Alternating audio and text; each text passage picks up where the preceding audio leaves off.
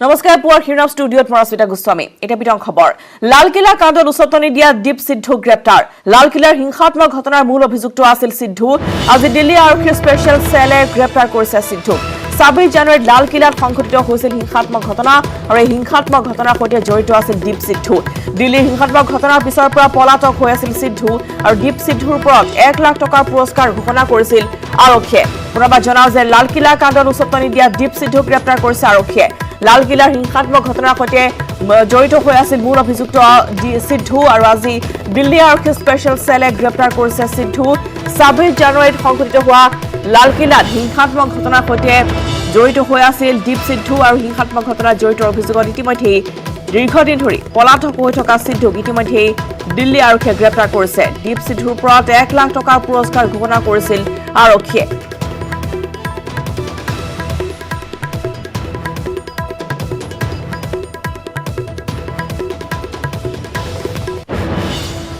ৰাজ্য খবৰ নিৰ্বাচনৰ দিন চমু চপাৰ লগে লগে আজমল আৰম্ভ কৰিছে সাম্প্ৰদায়িক ৰাজনীতি কিছুদিন পূৰ্বে ধুবুৰীত সাম্প্ৰদায়িক মন্তব্য কৰাৰ পিছত এইবাৰ জগতগুৰু শ্ৰীমন্ত শংকৰদেৱ অপমানিত হ'ল আজমলৰ সভাত গুৰুজনাৰ জন্মভূমিতে গুৰুজনাক অপমান কৰিলে আজমল বাহিনীয়ে শ্ৰীমন্ত শংকৰদেৱক সাহা বুলি সভাত সম্বোধন কৰাৰ পিছতে প্ৰতিক্ৰিয়াৰ সৃষ্টি হৈছে ৰাজ্যখনত বিশেষকৈ সত্ৰ সমাজে মহাপুৰুষজনাক সাহা বুলি সম্বোধন কৰা কাৰ্যক সহজভাৱে ল'ব পৰা নাই ইমানেই নহয় যিজনা জগতগুৰুৰ নাম অসমবাসীয়ে সৰ্বপ্ৰথমে উচ্চাৰণ কৰে এআইইউডিএফৰ সভাত সেইজন মহাপুৰুষৰ নাম লোৱা হ'ল আজমলৰ পিছতহে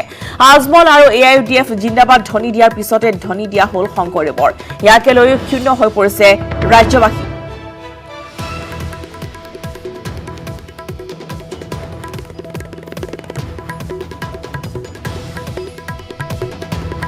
আৰু গুৰুজনাৰ জন্মভূমিতে গুৰুজনক অপমান কৰিলে আজমল বাহিনীয়ে যাক লৈ এতিয়া সাম্প্ৰদায়িক ৰাজনীতি আৰম্ভ কৰিছে আৰু যাক লৈ এতিয়া প্ৰতিক্ৰিয়াৰ সৃষ্টি হৈছে সমগ্ৰ ৰাজ্যজুৰি কিছুদিন পূৰ্বে ধুবুৰীত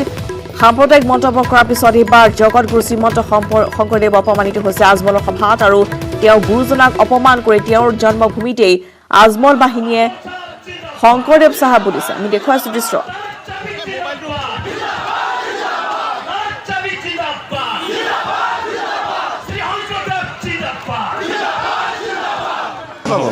গুৰু মহাদেব শংকৰদেৱৰ আমি এই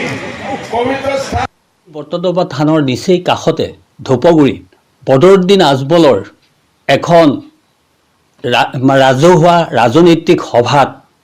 তেখেতসকলে মঞ্চৰ ওপৰত গুৰুজনাক চাহাব বুলি অভিহিত কৰিছে গুৰুজনাক লৈ জিন্দাবাদ ধ্বনি দিছে গতিকে এই সংস্কৃতি তেওঁলোকে ক'ৰ পৰা পালে আৰু আমি তেওঁলোকে যি অপসংস্কৃতি ইয়াত তৈয়াৰ কৰিছে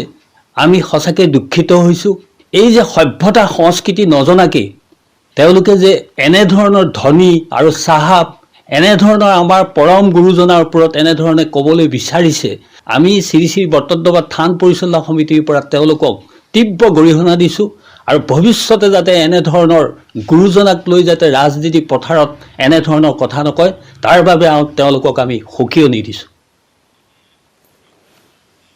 আৰু বৰদোৱাত এআইইউডিএফ প্ৰধান বদৰুদ্দিন আজমলে গুৰুজনাক সাহা বুলি কোৱাৰ সম্বোধন কৰাৰ পিছতেই তীব্ৰ প্ৰতিক্ৰিয়া এতিয়া প্ৰকাশ কৰিছে ডিব্ৰুগড় বিধায়ক প্ৰশান্ত ফুকনে পুৱাই ক্ষোভ প্ৰকাশ কৰি বদৰুদ্দিন আজমলে আমাৰ গুৰুজনাক অপমান কৰিছে আজমল এগৰাকী অপদাৰ্থ ব্যক্তি সেয়েহে মহাপুৰুষজনাৰ প্ৰতি দৃষ্টিকটু মন্তব্য কৰিছে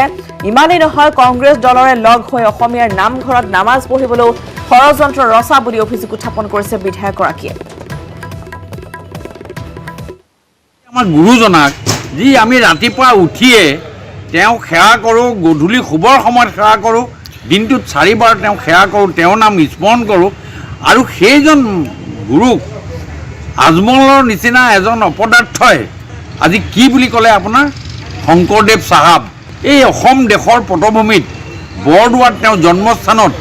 আজি এই ধৰণৰ পটভূমিয়ে আমাক অসমীয়া মানুহৰ মনত অত্যন্ত দুখ দিছে আৰু এই ধৰণে চলি থাকিলে আৰু আপোনালোকক কৈছোঁ 2টা বছৰৰ ভিতৰত আমাৰ এই আজমলে প্ৰত্যেক নামঘৰত আপোনাক নামাজ পঢ়াই দিব এই ব্যৱস্থা কৰাৰ তেওঁলোকে ব্যৱস্থালৈ গতি কৰাৰ ব্যৱস্থা কৰি আছে ফলে কৰিমগঞ্জৰ পাথাৰকান্দিত এক ভয়াবহ পথ দুৰ্ঘটনা এখন চিমেণ্ট ভৰ্তি পৰিবাহী বাহন দুৰ্ঘটনাগ্ৰস্ত হৈ 3জনকৈ লোকৰ মৃত্যু হৈছে পাথাৰকান্দিৰ বাইপাছত সংঘটিত হৈছে দুৰ্ঘটনাটি পাথাৰকান্দিৰ বাইপাছৰ এটা কালভাৰ্টত খুন্দা মাৰি তীব্ৰবেগী বাহনখনে দুৰ্ঘটনাত হিতাতে নিহত হয় 3জনকৈ লোক ভয়াবহ দুৰ্ঘটনাত সম্পূৰ্ণৰূপে বাহনখন চূৰ্ণ বিচূৰ্ণ হৈ পৰে কৰিমগঞ্জৰ SDRF আৰু পাথাৰকান্দি আৰক্ষীয়ে উদ্ধাৰ কৰিছে 3টাকৈ মৃতদেহ জেচিবিৰ সহায়ত উদ্ধাৰ কৰিব লগা হৈছে মৃতদেহকেইটা নিহত 3জনৰ পৰিচয় এতিয়ালৈকে জানিব পৰা হোৱা নাই এক ভয়ংকৰ দুৰ্ঘটনা এয়া কৰিমগঞ্জৰ দৃশ্য দেখুৱাইছো পাথাৰকান্দিত এনেদৰে এখন চিমেণ্ট পৰিবাহী বাহন দুৰ্ঘটনাগ্ৰস্ত হৈ 3জনকৈ লোকৰ মৃত্যু হৈছে আৰু দুৰ্ঘটনা ইমানেই ভয়ংকৰ আছিল যে বাহনৰ ভিতৰত আবদ্ধ হৈ পৰিছিল 3জনকৈ লোকৰ মৃতদেহ পৰৱৰ্তী সময়ত জেচিবিৰ সহায়ত এই মৃতদেহকেইটা উদ্ধাৰ কৰা হয় পাথাৰকান্দিৰ বাইপাছৰ এটা কালভাৰ্টত তীব্ৰ জোৰেৰে খুন্দা মৰাৰ ফলতে সংঘটিত হৈছে এই ভয়ংকৰ দুৰ্ঘটনাটি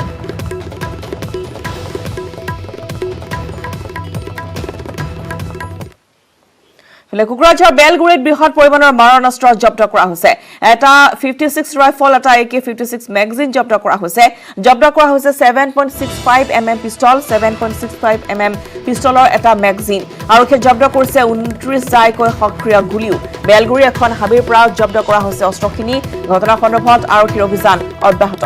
জনাও যে কোকৰাঝাৰ বেলগুৰিত বৃহৎ পৰিমাণৰ মাৰণাস্ত্ৰ জব্দ এটা AK-56 ৰাইফল এটা AK-56 মেগাজিন জব্দ কৰা হৈছে 7.65 mm পিস্তল লগতে 7.65 mm পিস্তলৰ মেগাজিন জব্দ কৰিছে আৰক্ষীয়ে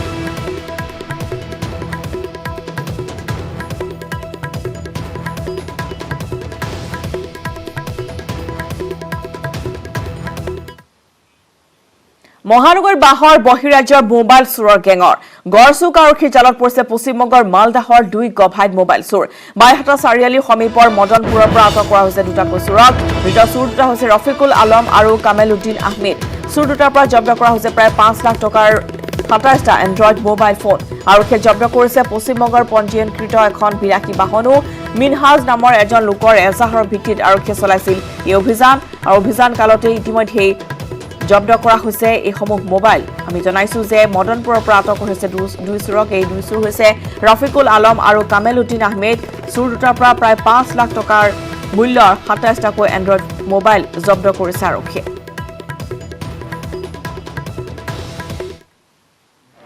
এই মালদাৰ ল'ৰা ৰফিকুল আলম আৰু আছিল আপোনাৰ কামালউদ্দিন আহমেদ তেওঁলোকে আমাৰ এই গুৱাহাটী এৰিয়াৰ পৰা বহুত মোবাইল চুৰি কৰি কিনিছিল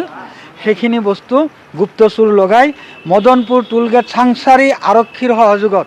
আৰু লোকেল পাব্লিকৰ সহযোগত উদ্ধাৰ কৰা হয় তেওঁলোকক জেল হাজতত প্ৰেৰণ কৰা হ'ল কেইটা মোবাইল উদ্ধাৰ হ'ল 27টা বিভিন্ন ধৰণৰ মোবাইল দামী মোবাইল কিমান পৰিমাণৰ হ'ব মোটামুটি আপোনাৰ 3 লাখ টকাৰ পৰিমাণৰ বেছি হ'ব কি নাম ল'ৰা এটাৰ নাম ৰফিকুল আলম আৰু এটা হ'ল কামালউদ্দিন আহমেদ এটা মালদাৰ ল'ৰা ফৰে অনলাইন শ্বপিং কৰি ঠগ খালে অভয়াপুৰীৰ এজন যুৱকে ফ্লিপকাৰ্টত কেমেৰা অৰ্ডাৰ দি ৰাম ঠগন ৰাহুল কলিতাৰ কেমেৰাৰ সলনি পেকেটত আহিল দুটাকৈ মাটিৰ টুকুৰাহে ফ্লিপকাৰ্টত অৰ্ডাৰ দিছিল 1980 টকাৰ মূল্যৰ এটা HD কেমেৰা কিন্তু কেমেৰাৰ সলনি এগৰাকী যুৱকে লাভ কৰিলে দুটাকৈ মাটিৰ টুকুৰাহে ফ্লিপকাৰ্টত অৰ্ডাৰ দিছিল তেওঁ 1980 টকাৰ মূল্যৰ এটা HD কেমেৰা অৰ্ডাৰ দিছিল আৰু তাৰ পিছতে তেওঁৰ যেতিয়া ডেলিভাৰী হ'ল তেতিয়া তেওঁ লাভ কৰিলে মাত্ৰ দুটাকৈ মাটিৰ টুকুৰাহে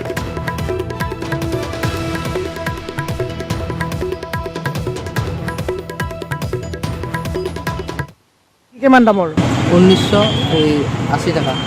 ক'ত অৰ্ডাৰ দিছিলা ফ্লিপকাৰ্টত ভিডিঅ'টা আছে য'ত অৰ্ডাৰ দিছিলোঁ এতিয়া ভিডিঅ'টো তাৰপাছত আজি কি আহিল ভিডিঅ' হৈছে একবাৰ দেখাই দিছোন এটা কি মাটিৰ হেৰি মানে 1980 টকাৰ কেমেৰাৰ জেগাত কি আহিল থাকিব পাৰে অগপ বিজেপিৰ মিত্ৰতা সুকীয়াকৈ নিৰ্বাচনী কুচকাৱাজ চলাই আহিছে প্ৰাৰ্থিত প্ৰাৰ্থীসকলে নিৰ্বাচনৰ দিন চমুচাপি অহাৰ লগে লগে আৰম্ভ হৈছে ভাবি প্ৰাৰ্থীৰ শক্তি প্ৰদৰ্শনৰ প্ৰতিযোগিতা আৰম্ভণিতে লখিমপুৰ জিলাৰ নাওবৈচা সমষ্টি দেখা গৈছে অগপ বিজেপিৰ ফাট আশংকা কৰা হৈছে নাওবৈচাত পুনৰাবৃত্তি হ'ব নেকি 2016 চনৰ নিৰ্বাচন অগপ বিজেপিৰ প্ৰাৰ্থী পৃথক হোৱাৰ বাবে 2016ত মিত্ৰজোঁটে হেৰুৱাইছিল নাওবৈচাৰ আসনখন কিন্তু এইবাৰ নাওবৈচাত অগপ বিজেপিৰ মিত্ৰতা নাথাকিবও পাৰে এয়া এতিয়া দেখিবলৈ পোৱা গৈছে যে সুকীয়াকৈ তেওঁলোকে নিৰ্বাচনী প্ৰচাৰ চলাই গৈছে আজিৰ মূল কাৰ্যসূচী মহিলা সমাৰোহৰ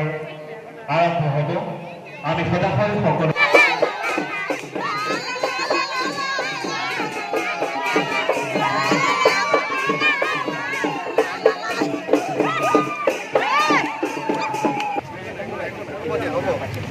উপস্থিত সকলো ৰাইজক আমি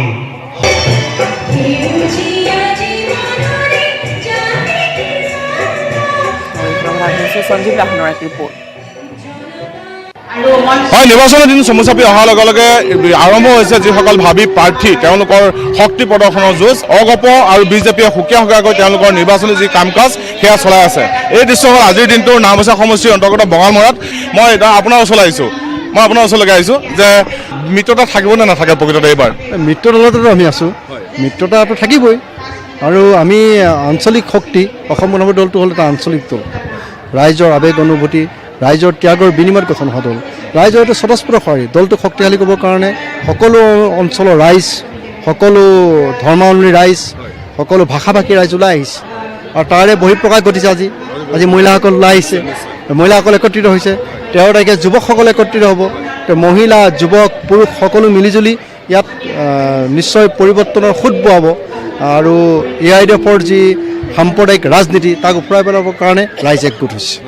আৰু এটা কথা সুধো যে আপোনাৰ যোৱা বছৰ যদি নিৰ্বাচনৰ কথা চাওঁ 2016 নিৰ্বাচনৰ কথা যদি চাওঁ আপুনি চতুৰ্থ স্থানতে থমকি ৰ'ব লগা হৈছিলে এইবাৰ যদি বিজেপি আৰু অগপ এক নহয় পোনছাতে সুস্পষ্টভাৱে তেতিয়াহ'লে এইবাৰ তেনেকুৱা কিবা অঘটন ঘটাৰ সম্ভাৱনা আমি মিত্ৰদলত আছোঁ মিত্ৰদলত থাকিম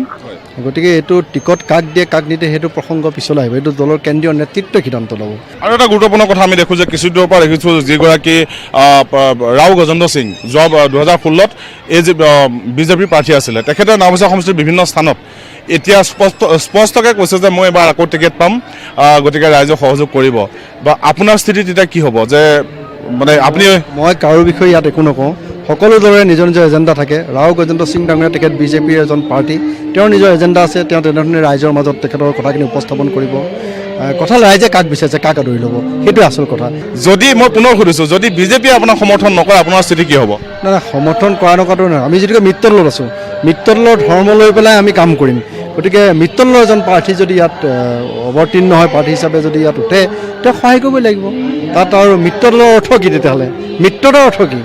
সুখৰ সময়তো আমি বন্ধুৰ লগত থাকিম দুখৰ সময়তো আমি বন্ধুৰ লগত থাকিম একেবাৰে শেষৰ প্ৰশ্ন স্পষ্টকৈ উত্তৰ দিবলৈ ভাল পাম আপুনি কিমান দূৰ বিশ্বাসী আত্মবিশ্বাসী যে আপুনি এবাৰ টিকেট পাব না মই টিকটৰ কথাটো এতিয়ালৈকে অহা নাই মই কৈছোঁ মই এজন কৰ্মী অসম গণ পৰিষদ দলৰ এজন কৰ্মী হিচাপে মই অঞ্চলটোত কাম কৰি আছোঁ কৰ্মী হিচাপে মই অসম গণ পৰিষদ দলৰ স্থিতিটো শক্তিশালী কৰিবৰ কাৰণে মোৰ যিটো কাৰ্যপন্থা মই অব্যাহত ৰাখিছোঁ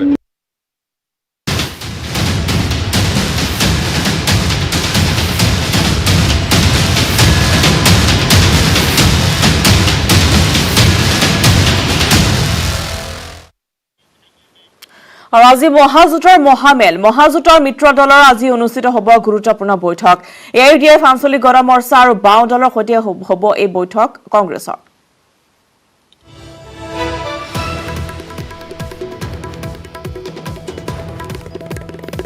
আৰু আজি মহাজোঁটৰ মিত্ৰ দলৰ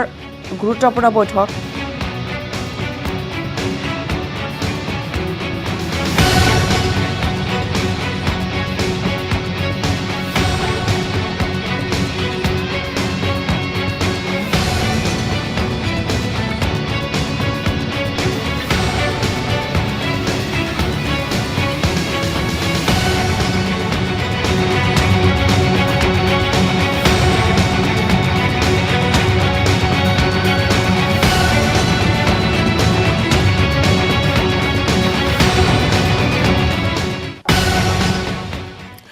উত্তৰাখণ্ডৰ জলপ্ৰলয়ত আজি 26জনকৈ লোকৰ মৃত্যু হৈছে দেওবাৰে নন্দাদেৱী হিমবাহ বিস্ফোৰণৰ ফলত সৃষ্টি হৈছিল এই ভয়ংকৰ বানপানী বিধ্বংসী বানে উটুৱাই নিয়ে ঋষি গংগা প্ৰকল্পটোত কৰ্মৰত কেইবাজনো শ্ৰমিক উঠি গৈছিল এই বিধ্বংসী জলপ্ৰলয়ত দেওবাৰৰ পৰা এই পৰ্যন্ত 26জনকৈ লোকৰ মৃতদেহ উদ্ধাৰ কৰা হৈছে যদিও এতিয়াও সন্ধানহীন হৈ আছে 197জন এতিয়াও চামলিৰ তপোবনত উদ্ধাৰ কৰা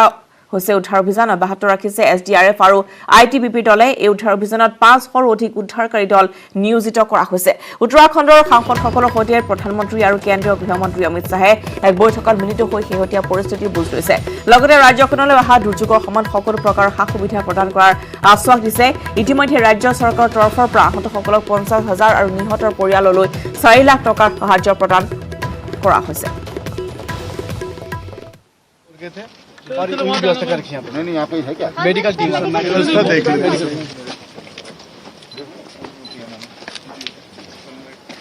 আৰু এয়া এনেদৰে সাহায্য সামগ্ৰী ভিতৰত অৰ্থাৎ পৰিস্থিতি বুজ ল'বলৈ তাত উত্তৰাখণ্ডলৈ গৈছে বিষয়াসকল আমি দেখুৱাইছোঁ এয়া উত্তৰাখণ্ডৰ জলপ্ৰলয়ত যিহেতু 26জন লোকৰ মৃত্যু হৈছে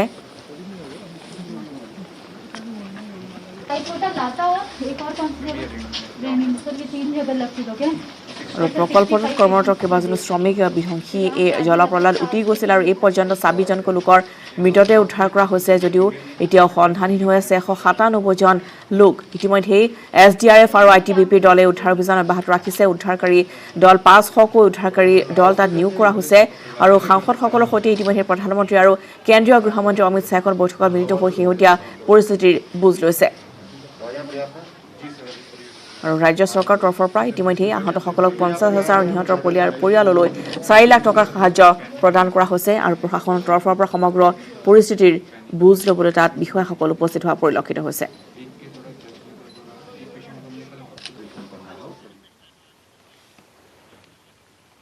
আৰু ইয়াৰ লগতে সমস্যা পোৱাৰ শিৰোনামৰ পৰা বিদায় লোৱা নমস্কাৰ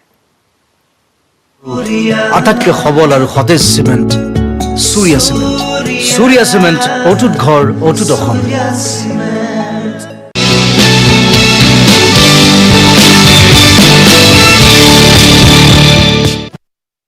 নিউজ হেডলাইন আগবঢ়াইছে